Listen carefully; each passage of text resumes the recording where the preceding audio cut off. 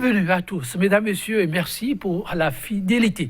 Législative d'avril prochain au Bénin, loin du lancement officiel de la campagne électorale, le compte à rebours a visiblement commencé. Une pré-campagne plus que précoce, faite de déballage de toutes sortes, mais aussi de crocs en jambes, parfois entre alliés d'une même obédience politique. Tout semble plus se jouer autour des querelles de crochets, exactement comme de par le passé. Pendant que le temps s'égrene, lui, et rapproche inexorablement vers la date fatidique du 28 avril.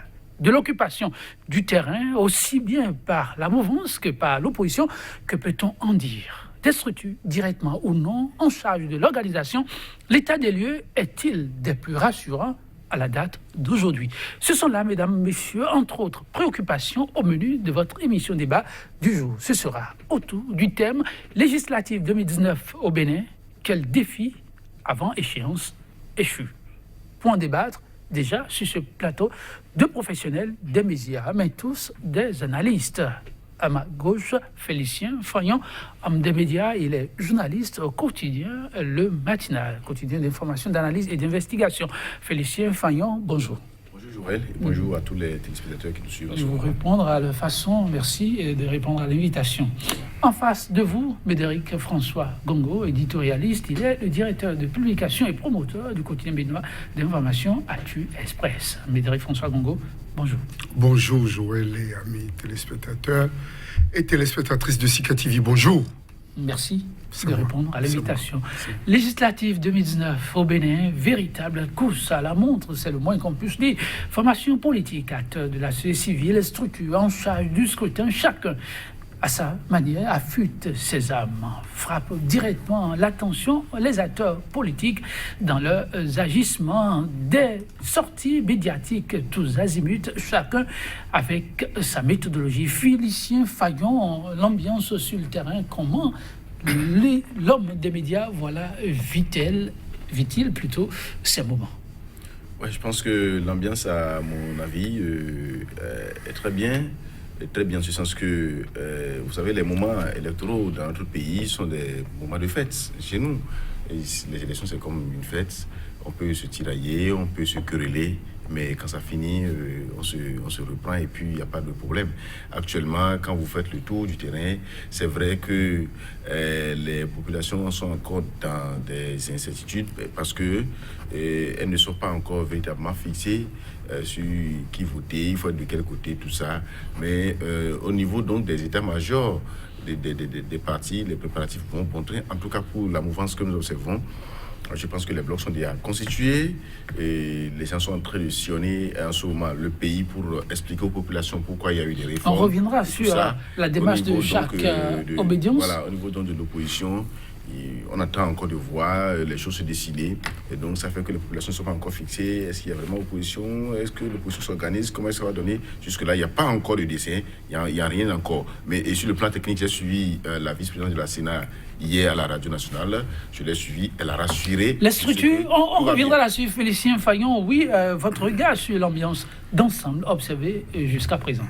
Vous savez, l'ambiance, elle est malsaine. Elle est malsaine en ce sens que lorsque l'on voit un peu ce qu'est devenu notre démocratie, l'on n'a aucune raison de s'enorgueillir ou de se féliciter de ce que le régime Talon a fait de la démocratie béninoise. L'état des lieux, des prisonniers politiques, des exilés politiques, une ambiance de terreur où l'épée de Damoclès que constitue la criette vient comme pour pousser dans leur dernier retranchement les acteurs politiques qui ont des choses à reprocher au gouvernement, pas forcément dans la logique de critique acerbe et inutile, mais dans la logique de participation constructive. Nous sommes dans une ambiance de terreur. C'est l'ambiance de pré-campagne? De pré-campagne, évidemment. De terreur, de méfiance et de suspicion générale où les Béninois se regardent en chien de faïence, où les papas n'ont plus confiance en leurs enfants, qu'ils appartiennent à un camp politique ou à un autre. Bref, l'ambiance, elle est malsaine, elle est malpropre. Elle nous amène à constater un recul de la démocratie. Est-ce que dans ces conditions, on peut dire que nous allons vers des élections transparentes? Est-ce que nous pouvons dire que nous allons vers les élections pacifiques? Est-ce que nous pouvons dire que nous allons vers des élections équitables? Parce que les trois mots signifient différemment quelque chose. Et mis ensemble, ces mots permettent d'avoir des élections réussies. Alors, ces interrogations, Médéric François Gongo, il faut bien des outils pour faire l'appréciation qui s'impose. Parlant de ces outils, on y revient au fur et à mesure qu'on évoluera. Mais pour l'heure, ce qui frappe l'attention, c'est bien les pions que déplacent et la mouvance et l'opposition. Et ces dernières 48 heures, s'il y a une obédience qui a singulièrement retenu l'attention, c'est bien l'opposition, avec ce qui s'apparente à des tirs croisés fusant de part et d'autre, surtout la formation restaurer l'espoir et l'USL, pour ne pas les nommer. Félicien Fayon, peut-être vous ne l'aviez-vous pas constaté, vous, qui êtes occupé toujours à relayer un certain nombre de faits à travers vos journaux. Ces faits vous a-t-il échappé? Je voudrais revenir sur les propos de Médéric François Gongo, avant d'évoluer, pour dire que votre question était de savoir quelle est l'ambiance actuelle à quelques semaines, sinon à quelques mois des élections législatives qui s'annoncent pour le 8 avril. Je pense que c'est de ça qu'il s'agit. Et la situation qui prévaut en ce moment à la Criette, la situation qui prévaut entre la justice et certains qui ont des problèmes avec elle, n'a rien à voir avec les élections qui s'annoncent pour bientôt. Il faut faire la part des choses. Sur le plan technique, ça va. Pour les élections qui s'annoncent, je pense qu'il n'y a pas de problème. Sur le plan politique, je pense que chaque état-major s'organise, et la mouvance et l'opposition. Et quand vous voyez au sein de la population, il n'y a aucune inquiétude. Tout le monde se porte bien, tout le monde va bien et tout le monde attend même que ces moments viennent. Ceux qui sont contre le régime actuel sont même pressés de voir le 28 avril venir pour pouvoir sanctionner. Et ceux qui sont pour lui, je pense que se préparent également pour lui apporter le soutien qu'il faut. Il en est de même pour l'opposition. Et donc je pense que sur le plan démocratique, les élections qui s'annoncent, il n'y a pas de doute, il n'y a pas encore date qui soit posée, moi à ma connaissance, qui entache le crédit de notre démocratie. Et c'est pour ça que je dis que l'ambiance, elle est très belle. Alors, pour revenir à votre question, oui. Je pense que ces dernières 48 heures, l'actualité n'a pas été dominée que par les tiraillements qu'il y a eu au sein de l'opposition. Au sein de la mouvance également, il y a peut-être des tiraillements que les gens ne relaient pas ou bien dont vous n'avez pas connaissance. Je ne voudrais pas dire ici que tout va bien. La mouvance, c'est vrai, je ne suis pas parmi eux. Je les observe aussi de loin comme je le fais pour l'opposition. C'est vrai qu'il y a eu des propos déplacés entre certains acteurs de l'opposition. Mais au sein de la mouvance, vous ne savez pas ce qui se passe également. Mais je sais que des gens se querellent entre eux pour des questions de positionnement. Maintenant, pour l'opposition, moi, rien ne me surprend. Du moment où ceux qui se retrouvent au niveau de l'opposition, personne ne veut faire de concessions. Personne ne veut faire de sacrifices. Et donc, chacun se croit plus fort. Chacun se croit fort dans sa position. Chacun se donne une dimension qu'il n'a peut-être pas et croit que c'est lui qui est le puissant. Et quand c'est comme ça, l'opposition ne peut jamais réussir à se mettre ensemble. Et on ne peut pas organiser de belles élections, des élections dans une bonne ambiance, si nous n'avons pas une opposition et une mouvance. Vous croyez que ce qui se passe risque de représenter une opposition en lambeaux? Bien sûr, et ce n'est pas bon. Il faut quand même qu'il y ait adversité. C'est l'adversité qui fait que lorsque le match est fini, on se dit, lui il a gagné, lui il a perdu, mais c'est le pays qui a gagné entièrement. C'est pour ça que l'ambiance qui prévaut au sein de l'opposition, sinon que les relais qu'on fait de l'ambiance qu'il y a au sein de l'opposition ne sont pas bons. Il faudrait quand même voir comment est-ce que les gens vont pouvoir se parler entre eux, se mettre ensemble pour se comprendre. Normalement, les guerres personnelles, les querelles personnelles ne doivent pas avoir effet sur comment faire pour se mettre ensemble pour que les élections puissent réussir. Il y a un combat en vue. C'est comment faire peut-être pour gagner la mouvance. Je pense que c'est l'objectif de l'opposition. Alors, vous devez vous mettre ensemble, quelque chose qu'il y a, pour pouvoir combattre les autres. Tel qu'au niveau de la mouvance, ça se fait. Les gens, les gens sont en train de se mettre ensemble pour également dominer l'opposition comme d'habitude. Alors, Médéric François Gongo, est-ce que, en tout cas pour ceux qui s'observent, ce qui unit l'opposition semble plus mince que ce qui la divise? Je persiste pour dire que l'ambiance est très malsaine pour que l'on obtienne des élections libres, pacifiques, équitables et transparentes. Il faut apporter les éléments techniques. Les Béninois, de faire des affirmations, ça n'a rien dit. Je au peux cours y- des je pays, peux y tout va aller. bien. Je peux y aller. Laissez-le évoluer. On revient sur la structure. Félicien Fagnon, sur une télévision, il vous a écouté, sur une il vous a télévision qui écouté a religieusement. une grande importance comme Accordez-lui celle-ci. le temps d'intervention. Vous allez revenir là-dessus. Ne vous en faites pas. Nous sommes tous S'il vous des plaît, journalistes. s'il vous plaît, Le Médéric, Bénin est notre Félicien pays. Fagnon, Ce n'est pas bon de laissez-le dire parler. que Alors, les élections, qu'il y a menace sur les élections au de moins transparence. pour les téléspectateurs, un Vous peu savez- de discipline, Vous oui. savez, Ok. moi, de toute façon, Allons-y. Oui. peut-être que lui il est là pour dire que c'est bon, pour dire que c'est pas bon. Moi, je suis le témoin de l'histoire. Et depuis 25 ans que je me suis retrouvé dans ce métier, j'ai l'obligation morale et physique d'observer, de dire, de prendre date et de laisser l'histoire juger. Mais avec des arguments. Je vous en techniques. prie de laisser l'histoire juger. Et du haut de mes 25 ans, je crois que les faits ne m'ont jamais démenti. Nous devons alerter du pire pour amener les uns et les autres à rectifier les tirs et à se mettre dans l'ordre préétabli. Nous devons à la vérité de reconnaître qu'au-delà de nos appartenants, de nos obédients, de nos accointances, circonstancielles ou définitives, nous avons l'obligation morale et physique de constater aujourd'hui, ou tout de même de chercher à être rassurés, que vous et moi, nous sommes libres de communiquer, de chercher à être rassurés, que tous ceux qui sont dans la fonction publique, qui aient été à un poste de responsabilité ou pas, sont libres aujourd'hui de ne pas penser que demain, parce qu'ils prendraient une position contre le gouvernement, on ne va pas mettre à leur trousse la justice, la police, qui se retrouve clochardisée et instrumentalisée. J'aimerais être rassuré, qu'aujourd'hui, l'on ne met pas en œuvre ce que l'on a promis, que pour gagner les élections, on n'a pas besoin d'être bon, parce qu'à l'évidence, le gouvernement n'est pas bon. Il n'y a rien à mettre sur le tapis, et par rapport aux réalisations, et par rapport au bilan de la législature, parce que c'est là qu'il y a le débat.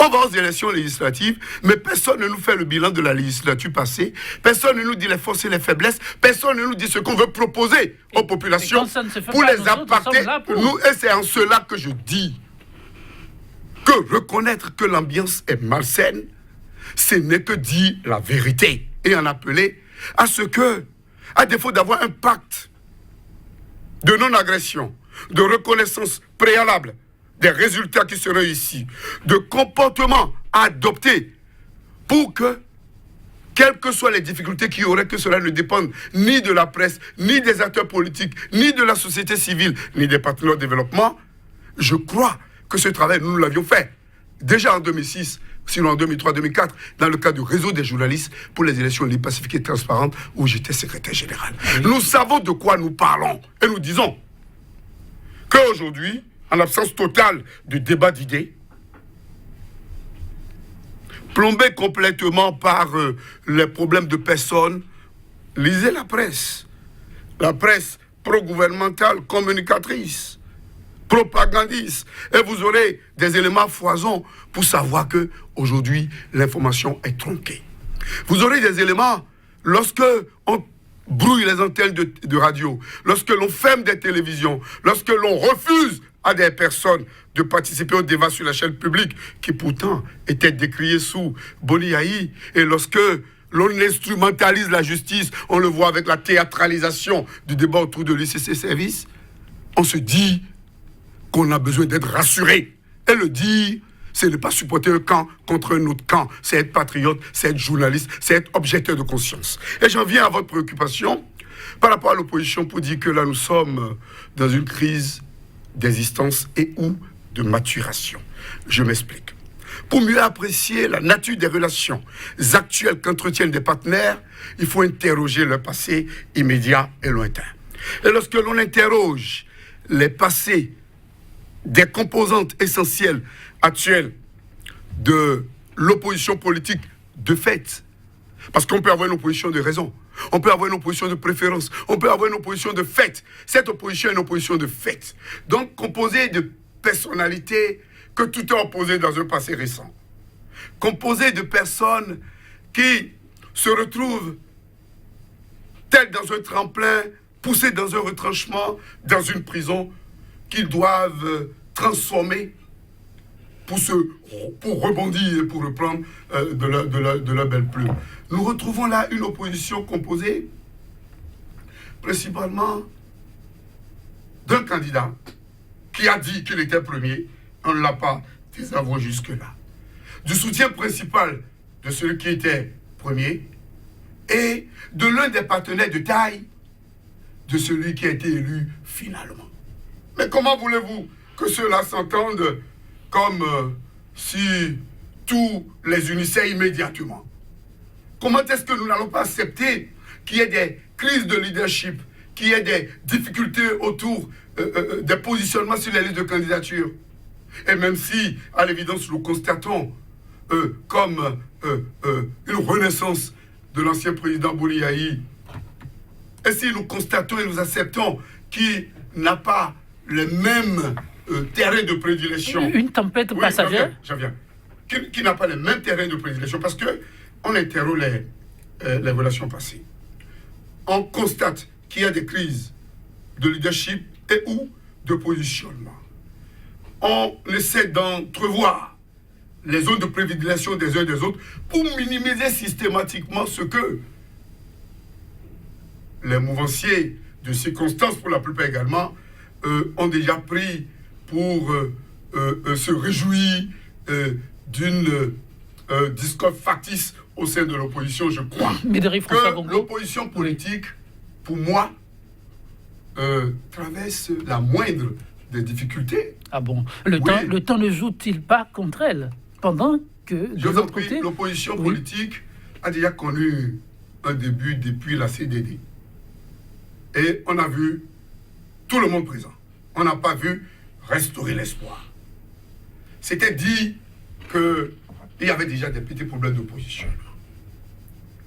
Nos informations font état de ce que Cotonou, au niveau de la 16e circonscription électorale, serait la grande pomme de discorde. Les 4 départements du Nord et les collines restent et demeurent la chasse gardée de l'ancien président Bouli-Yahi, qui pourrait également avoir des tentacules ailleurs. Nous parlons de Caravi, nous parlons éventuellement du plateau et ailleurs. Cette opposition, pour nous, n'a d'autre choix que de se mettre ensemble pour être en phase, et nous l'avions écrit aujourd'hui, pour être en phase des desiderata de la population qui, 8 électeurs sur 10, semblent avoir déjà opéré le choix. Est-ce que le pari est tenable, Médéric François Gongo? Vous avez suivi un peu les mots. Est-ce que pour pouvoir faire des concessions, on est obligé de s'échanger ces mots-là? Alors qu'hier, on s'est dit qu'il faut éviter cela. Alors qu'hier, qu'on s'est dit à un moment donné qu'il faut fumer le calumet de la paix. On se rappelle, c'est surtout les mots qui ont choqué. Et aujourd'hui, on met encore des militants en difficulté avec des mots qu'on a entendus là. Médéric François Gongo? Oui, vous savez, il vaut toujours mieux avoir affaire à quelqu'un qui se vide, même dans une maladresse relativement appréciable, qui dit ce qu'il pense. Puisque moi j'étais à Ouida, à la rencontre préparatoire du parti RDL Vivotin, j'étais à côté, j'ai entendu, j'ai écouté le président de Restaurer l'Espoir. Les bandes ont circulé. Et je me refuse de croire que les propos qu'il a tenus dans des circonstances données contre l'USL et son président d'honneur soient des propos qui pourraient tellement peser, à moins que l'on en donne plus d'importance qu'il n'en est en réalité. Je crois que l'honorable candidat Zanaï, toujours fidèle à ses convictions, se comporte comme nous étions quand nous étions jeunes. C'est l'enfant intelligent, doué, bagarreur, mais qui se refuse toujours d'accepter le peu qu'on lui donne. Se refuse toujours d'accepter le peu qu'on lui donne quand il est question d'aller ensemble. Est-ce qu'il y a un sacrifice de trop? En tout cas, dans les prochains jours, on appréciera de fond en comble ce sujet, puisque le sujet est au-delà de cette actualité, dite Félicien Fayon, pour le sujet précis évoqué là, il s'agit d'un épiphénomène où il faut davantage s'y attarder. Je pense qu'il faut quand même que cela fasse réfléchir les acteurs de l'opposition. Je suis heureux d'entendre tout à l'heure Médéric Gongo nous rappeler un peu que ça fait 25 ans qu'il assiste à ces genres de choses, il a rappelé ses expériences. Je voudrais lui rappeler, je sais qu'il n'a pas oublié, qu'en 1996, il y a eu une opposition contre le président Nicéphore Soglo. Une opposition unie. Il n'y a pas eu de problème. Et qui a pu affronter le président Nicéphore Soglo avec succès. Je voudrais lui rappeler que 2001 s'est passé et qu'en 2006, également, il y a eu une opposition. Je voudrais lui rappeler que récemment, il y a eu Union fait la Nation qui a même réussi à présenter un candidat unique en 2011. Je voudrais lui rappeler que ce n'est pas la première fois que l'opposition tente de se mettre ensemble et que l'opposition a réussi à se mettre ensemble.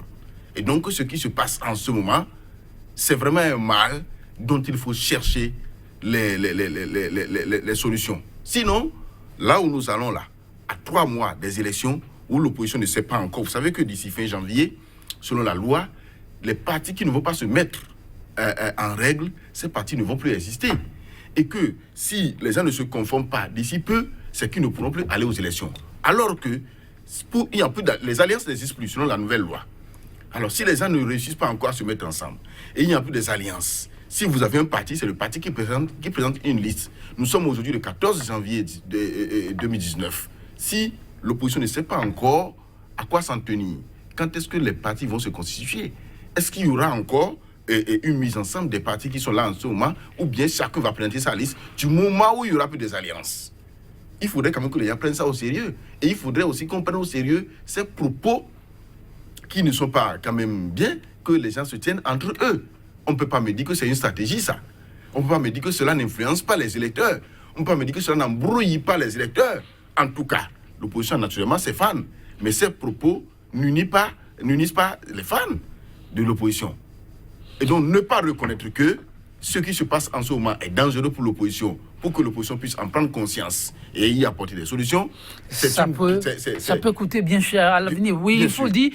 Et ils sont plus que désorientés, les militants et sympathisants de cette classe politique dite de l'opposition. Comme je le dis, c'est aussi dans le feu de l'action. Peut-être les prochains jours, nous présenterons d'autres tableaux, mais les jours passent si vite. Pendant qu'au niveau de l'opposition, ça se tire entre les pattes.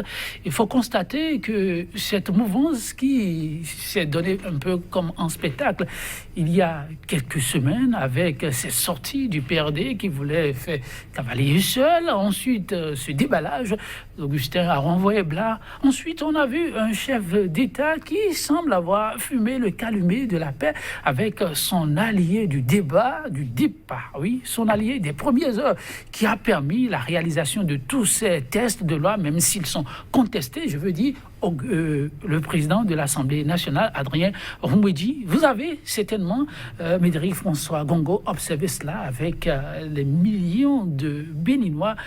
Patrice Talon, Maître Adrien Roumbédi, ensemble à une grande cérémonie, épiphanie, tout un symbole. Patrice Talon, Adrien Roumbédi, ensemble lors d'un grand festival culturel célébrant ce que le Bénin a de plus cher ou au niveau de la capitale du Bénin, Porto Novo. Alors, est-ce qu'il faut souligner simplement un signal fort ou un simulacre d'unité pour les échéances en vue?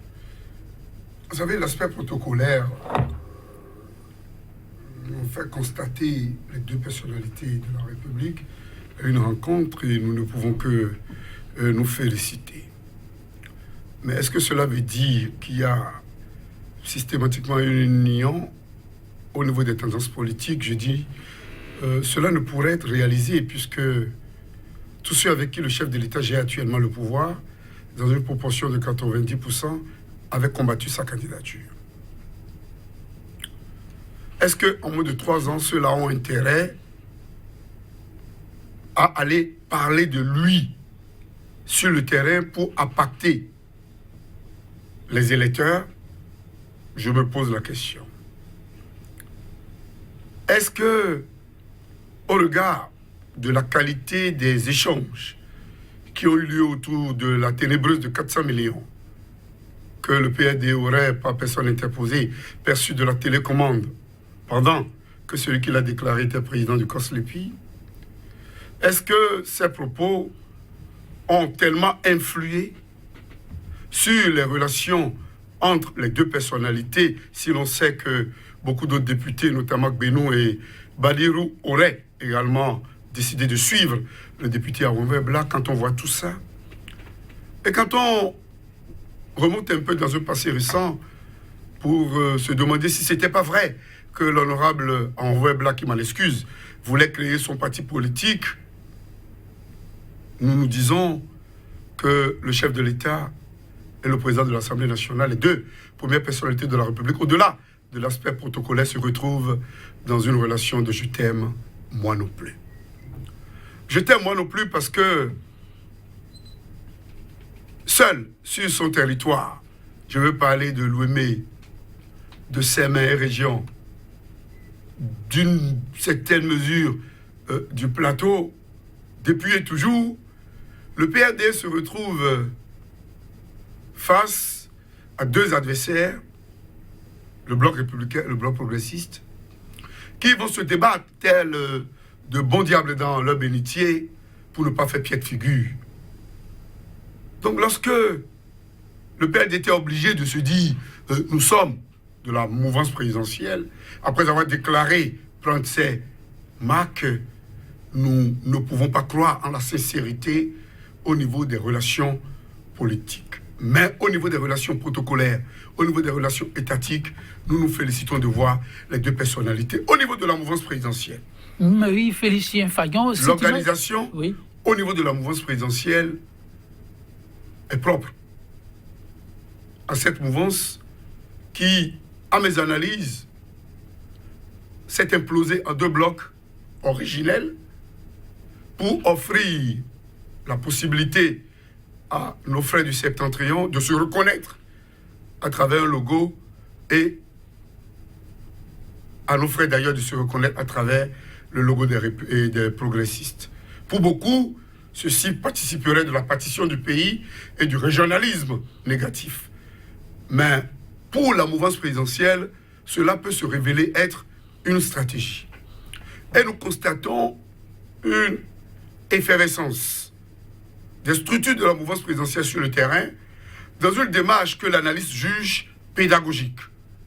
Nous avons fait des rencontres, nous allons descendre, partager les grandes conclusions des rencontres, informer la base sur les spécificités du nouveau code électoral et du système partisan.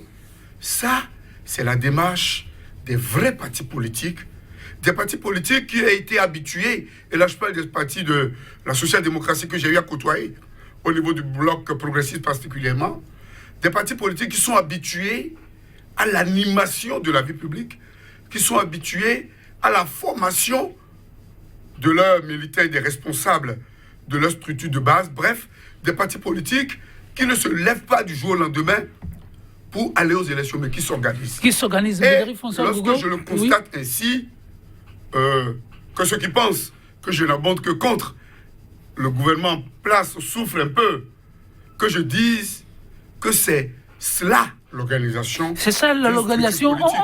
On appréciera. Même si oui.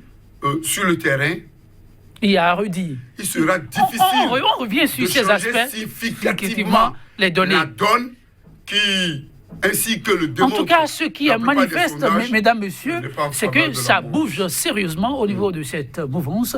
Si un peu plus tôt, quelques semaines plus tôt, ça donnait l'impression de battre sérieusement de l'aile, Félicien Fayon, on a l'impression que là, c'est toute une machine qui est mise en branle et qui sait vraiment là où elle va, avec deux têtes de pont sur lesquelles les regards plutôt étaient braqués, qui maintenant essaient de faire amende honorable. Je veux parler du chef de l'État, de maître Adrien Onguidji. Et comment vous suivez ces pions de déplacés ces derniers jours-ci? Je voudrais m'adjoindre à Médéric Gogo, à d'y aller dans le même sens que lui, pour reconnaître que la mouvance fait un travail vraiment, si je devais qualifier cela ainsi, professionnel, et reconnaître aussi que l'opposition souffre d'une immaturité l'opposition souffre d'un manque d'expérience. Ah non, oui, Félicien, vous êtes sérieux? Non, je pense que il l'a décrit tout à l'heure. Immaturité de l'opposition, bien sûr, il a décrit. FCBE, Oui, bien ce sûr. parcours, Bien sûr. restaurer l'espoir encore de l'opposition. J'ai parlé de crise de maturation. Oui. Non, j'ai suivi. Le mot immaturité, c'est pas ce que j'ai entendu. Il a fait une description qui montre que Oui. l'opposition souffre vraiment d'une immaturité. Ceci peut s'expliquer. D'accord? Voilà, Ah, ça peut bon. s'expliquer, bien sûr. Il l'a dit parce que... Quand vous prenez ces acteurs-là, vous pensez que vraiment que c'est de Bien sûr, il a l'immaturité? dit que les deux blocs de la mouvance fonctionnent comme des partis politiques qui Oui, ne ça, se il a- mettent pas du jour au au lendemain. lendemain, Oui. d'accord, pour vouloir Pas aller à des une élection. progressistes surtout. D'accord, il pas Même des si les progressistes. républicains font Et qui des- parlent, des gens qui fonctionnent comme effectivement des gens qui maîtrisent le terrain. C'est vrai Non, que pas quelque qui part, maîtrisent le terrain. c'est vrai que quelque part, il a Allez-y. il a dit qu'il y a un bloc par lequel les gens... Oui, les bon, gens vos peuvent- opinions peuvent- sur le peuvent fait. peuvent se reconnaître, ce qui n'est pas vrai, parce que lorsqu'on prend le bloc aura les résultats. républicain, il y a des gens du Nord et des gens du Sud qui sont dans ce bloc-là. Quand on prenait également les progressistes, vous voyez, C'est un mélange. Allons sur l'essentiel. Sakalafia Félicien Fayon. est du Nord, il est de l'Union progressiste. Et moi, j'ai été appelé à couvrir une tournée du bloc de l'Union progressiste dans les 13e et 14e circonscriptions. J'ai eu dit que vous y revenez. Petit moment, je suis rentré du donc c'est Nord. confirmé, Je oui. pense que sur le terrain, l'Union progressiste est en train de gagner vraiment le cœur des populations. Et donc, contrairement à ce que Médéric a dit, ce n'est pas un parti des gens du Sud. Le Nord aussi se reconnaît à travers donc, ce parti Le politique. constat est pas Alors, cela dit, par rapport aux relations qu'il y a entre Maître Adrien Mungweji et le président de la République, je pense que, comme il a dit, il y a effectivement les relations protocolaires qui veulent que les deux personnalités se retrouvent souvent sur certains événements. Mais dans les relations politiques qu'il y a entre les deux, je pense que ces relations sont au beau-fils. À partir du moment où le père des soutiens et a toujours soutenu le chef d'État et ses actions et continue de le soutenir à l'Assemblée nationale. Les gens ont voté le budget récemment. Le PRD a effectivement voté ce budget. Le PRD fait partie du BNP et à aucun moment donné, le PRD ne cesse de se réaliser. Le PRD seulement ne veut pas se mettre ensemble avec certains acteurs de la mouvance pour aller aux élections législatives. Et là encore, ça rejoint le problème que l'opposition vit en ce moment. Je dis, des gens se donnent des dimensions qu'ils n'ont peut-être pas. Les élections vont nous permettre de savoir qui est qui et qui vaut quoi. Mais je sais une chose, c'est que ces deux personnalités politiques se soutiennent vraiment et politiquement. Donc, je n'ai pas l'impression que c'est un jeu de jeter moi non plus. Pédagogie, dites-vous, mais pour d'aucuns, ce qu'on observe actuellement ressemble à beaucoup plus de la campagne électorale qu'à toute autre chose, qu'on l'appelle sortie pédagogique et autres. Ça frise de la tricherie et quelqu'un devra siffler l'arbitrage. Je me retourne alors vers vous, Médéric François Gongo. Est-ce qu'on fait un peu dans une lecture tronquée des données en assimilant ce à quoi on assiste actuellement à une campagne électorale prématurée? Bon, vous savez, lorsque moi je parcours un peu les villes du Bénin, j'étais à Lada, Pomassé et ailleurs dans le week-end, j'ai vu partout des affiches des républicains et des progressistes. Moi, cela m'a gêné. Parce que si c'était les affiches de l'USL ou des FCBE, c'est sûr que ou bien le préfet allait être relevé, Mais ils n'ont qu'à en mettre ou, là-bas pour voir. ou le commissaire du coin allait être interpellé, sinon limogé. Ce régime nous habitue à cela. Et ce que nous constatons au niveau des partis politiques où il y a un traitement de deux poids, deux mesures, nous le constatons également au niveau de la justice. Nous le constatons également au niveau de tous les traitements dont sont bénéficiés les Béninois d'aujourd'hui. Où que l'on soit griot, supporter, aveugle ou justifié du système en place ou non, la justice de la criette et autres vous blanchit ou vous condamne, refusant même de donner la parole à vos avocats, à qui ce pourquoi on vous a condamné n'a même pas été signifié d'avance. Suivez mon regard, pour dire que nous ne pouvons avoir une bonne fête électorale, comme le disait mon vis-à-vis et très cher, éminent collègue, que lorsque tous les grands acteurs seraient en place. Voilà le troisième, qui réclamait le premier, qui a été contraint d'aller en exil. On l'a condamné la Cour africaine des droits de l'homme et des peuples a donné un ultimatum pour qu'il revienne dans son pays, mais jusque-là, il n'est pas rentré. On ne remarque rien. Voilà quelqu'un comme Komi Kouché qui se retrouve traqué dans une affaire dans laquelle aucune charge n'a été reconnue contre lui lors de sa présence devant le juge le 6 avril dernier. Voilà le président Boni Yayi qu'on croyait complètement terminé, mais qui tel le phénix renaît de ses cendres du fait des erreurs, des manquements, des égarements et des échecs cuisants d'un régime qui a proposé aux populations mieux faire, mais qui semble les pousser dans l'abîme, dans le déluge et amène le pays vers l'hécatombe. Dans ce tableau, face à ce tableau, j'allais dire, en l'absence d'un projet de législature, parce que vous devez remarquer, pendant qu'on essaie de pousser l'opposition dans ces derniers retranchements, et là quelqu'un m'a dit hier, est-ce que Kidja ou je ne sais pas, il y a un grégui qu'on appelle Kidja, c'est-à-dire tout peut vous amener à vous entendre, mais pour un oui ou un non, vous allez vers la discorde. Quelqu'un a dit ça, et celui-là disait, est-ce que l'honorable Azanaï ne sera pas la première victime? Je l'ai dit qu'il est bien, il a bien la tête sur les épaules pour savoir à quoi il joue. Je rappelle au passage que c'est l'honorable Azanaï qui aurait été le promoteur de ce que à Diavon serait le plan B de Yahi.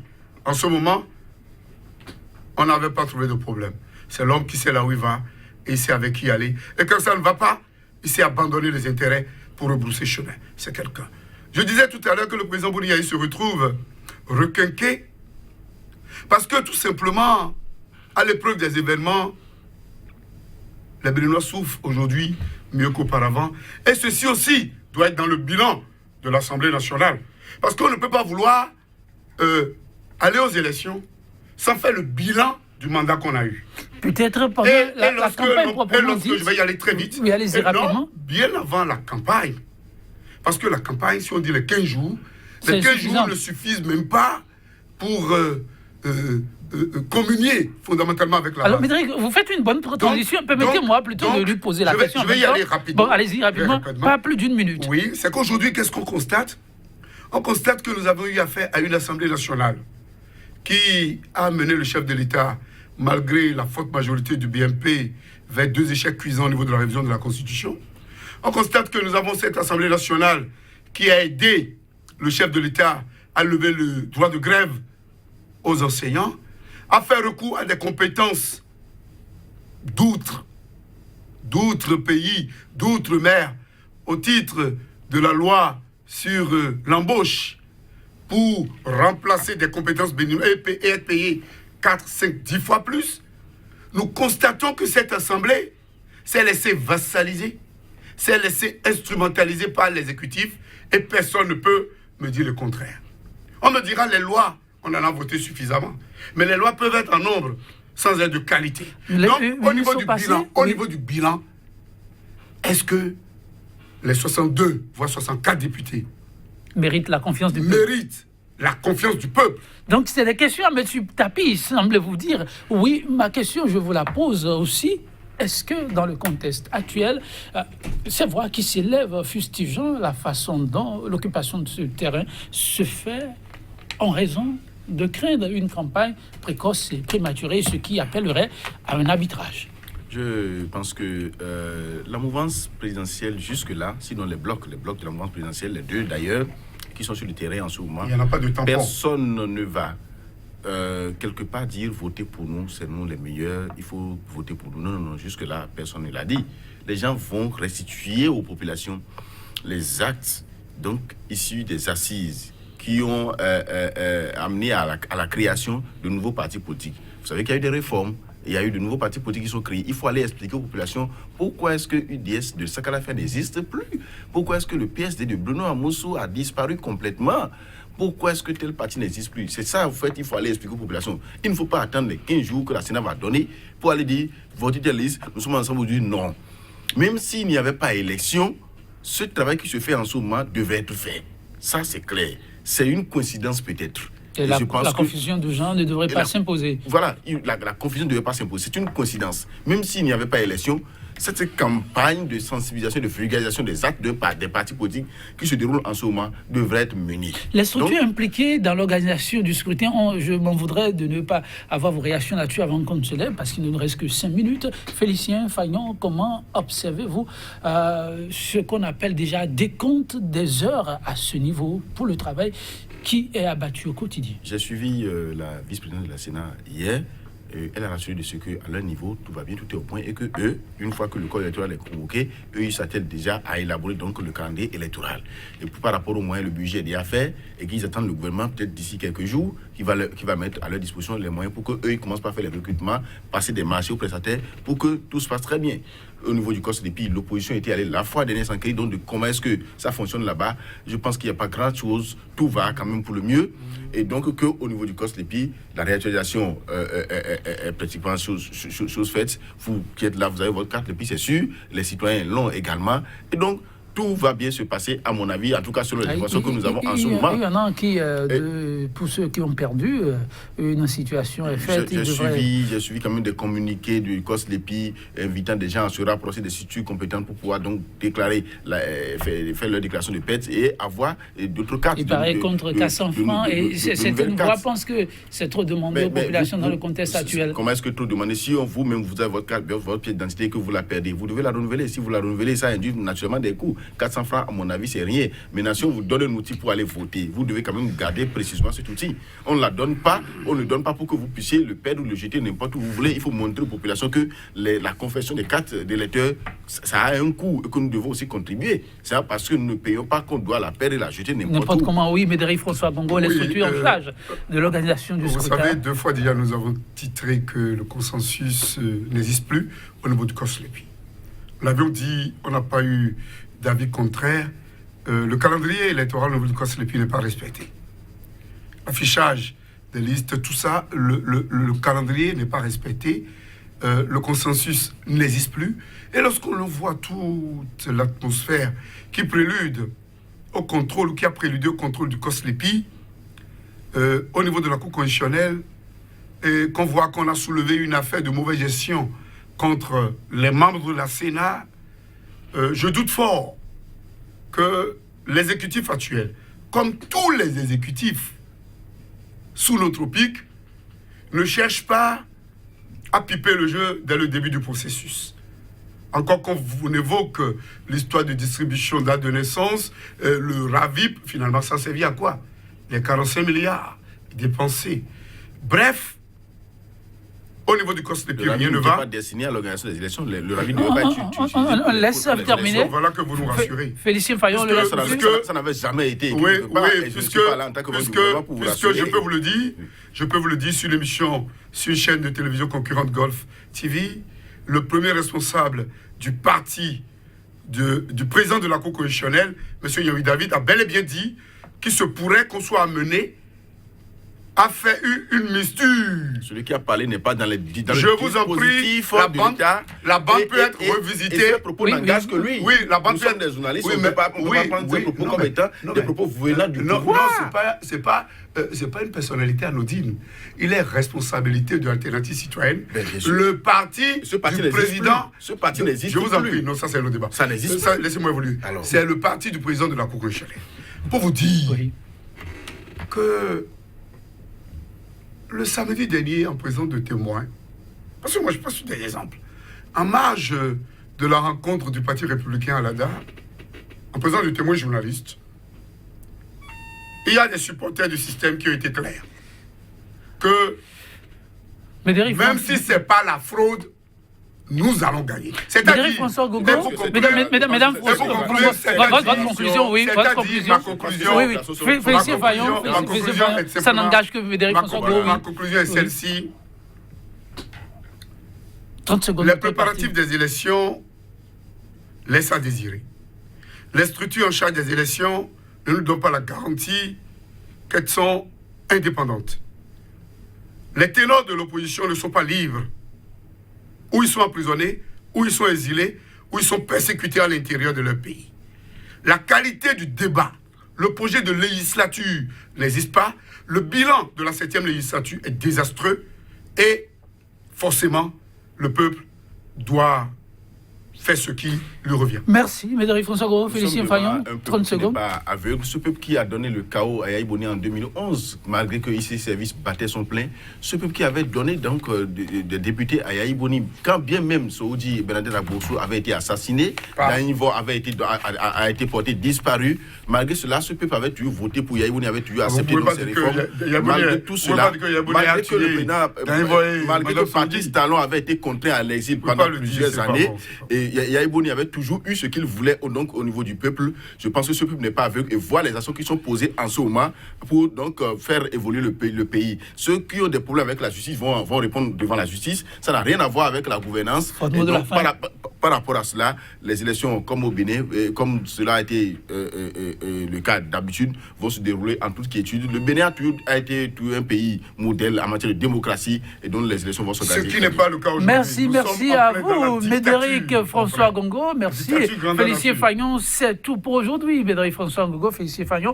Une fois encore, merci pour la disponibilité, mesdames, messieurs. Ce n'est qu'un pan de la question autour du scrutin de 28 avril prochain. On se retrouvera pour faire le point mi-parcours des DGT, ça et là. Pour l'instant, tout reste encore très ouvert. On n'est pas encore en campagne, c'est en prélude. 100% Bénin, le numéro du jour, on s'en arrête là et sur cette citation du romancier et nouvelliste québécois Gilles Archambault. Je le cite: la vie est impitoyable pour les rêveurs. Et si vous ne voulez pas succomber, eh bien, prenez simplement vos responsabilités, dit-il. Nous prendrons déjà la nôtre pour chaque fois vous tenir informés en temps réel. 100% Bénin, on se retrouve très bientôt pour notre numéro, toujours avec la même disponibilité. Au revoir.